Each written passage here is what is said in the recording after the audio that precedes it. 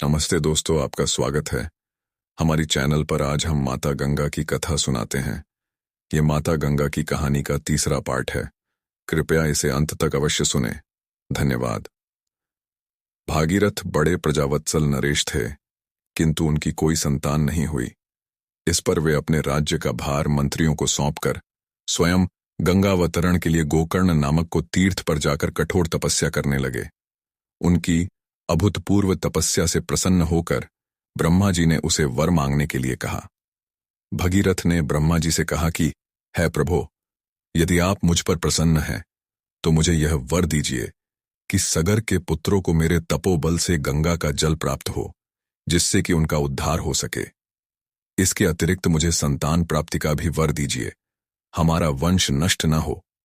ब्रह्मा जी ने कहा कि संतान का तेरा मनोरथ शीघ्र ही पूरा होगा, किंतु तुम्हारे मांगे गए प्रथम वरदान को देने में कठिनाई यह है कि जब गंगा जी वेग के साथ पृथ्वी पर अवतरित होगी तो उनके वेग को पृथ्वी संभाल नहीं सकेगी।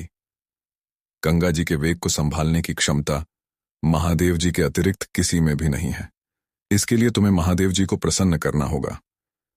इतना कहकर ब्रह्मा जी अपने लोक को चले गए। राजा भगीरथ ने साहस नहीं छोड़ा। वे 1 वर्ष तक पैर के अंगूठे के सहारे खड़े होकर महादेव जी की तपस्या करते रहे। केवल वायु के अतिरिक्त उन्होंने किसी अन्य वस्तु का भोजन नहीं किया। अंत में इस महान भक्ति से प्रसन्न होकर महादेव जी ने राजा भगीरथ को दर्शन देकर कहा कि यह भक्त श्रेष्ठ, हम तेरी मनोकामना पूरी करने के लिए गंगा जी को अपने मस्तक पर धारण करेंगे। इसकी सूचना पाकर विवश होकर गंगा जी को स्वर्ग लोक का परित्याग करना पड़ा। उस समय वे स्वर्ग लोक से कहीं जाना नहीं चाहती थीं।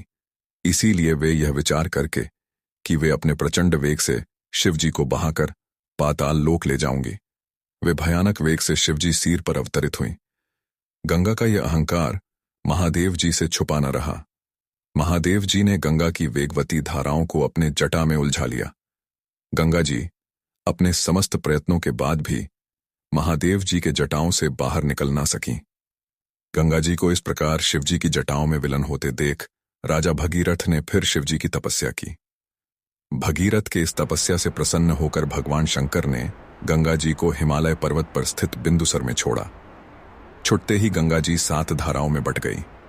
गंगा जी की 3 धाराएं हारदिनी, पावनी और नलिनी पूर्व की ओर प्रवाहित हुईं। सूछू, सीता और सिंधु नाम की 3 धाराएं पश्चिम की ओर बही और 7वीं धारा महाराज भगीरथ के पीछे पीछे चली। जिधर जिधर महाराज भगीरथ जाते थे उधर उधर ही गंगा जी जाते थे।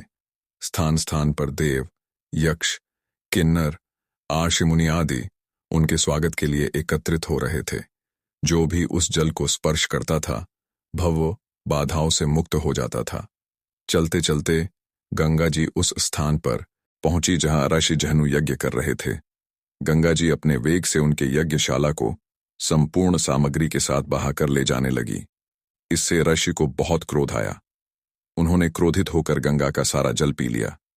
यह देखकर समग्र ऋषि मुनियों को बड़ा विस्मय हुआ और वे गंगा जी को मुक्त करने के लिए उनकी स्तुति करने लगे।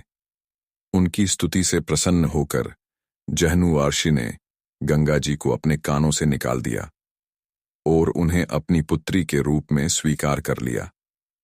इसके पश्चात वे भगीरथ के पीछे चलते चलते समुद्र तक पहुंच गए और वहां से सगर के पुत्रों का उद्धार करने के लिए रसातल में चली गई।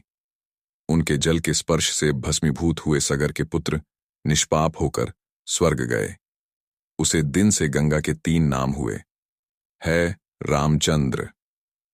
कपिल आश्रम में गंगा जी के पहुंचने के पश्चात ब्रह्मा जी ने प्रसन्न होकर भगीरथ को वरदान दिया कि तेरे पुण्य के प्रताप से प्राप्त इस गंगा जल से जो भी मनुष्य स्नान करेगा या इसका पान करेगा वह सब प्रकार से दुखों से रहित होकर अंत में स्वर्ग को प्रस्थान करेगा। जब तक पृथ्वी पर गंगा जी प्रवाहित होती रहेगी तब तक उसका नाम भागीरथ ही कहलाएगा और संपूर्ण भूमंडल में तुम्हारी कीर्ति अमर रहेगी। सभी लोग श्रद्धा के साथ तेरा स्मरण करेंगे। यह कहकर ब्रह्मा जी अपने लोक चले गए।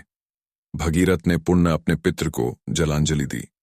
तो दोस्तों, ये थी माता गंगा के जन्म की कहानी। आपको ये कहानी कैसी लगी हमें जरूर बताएं। आपका बहुत बहुत धन्यवाद।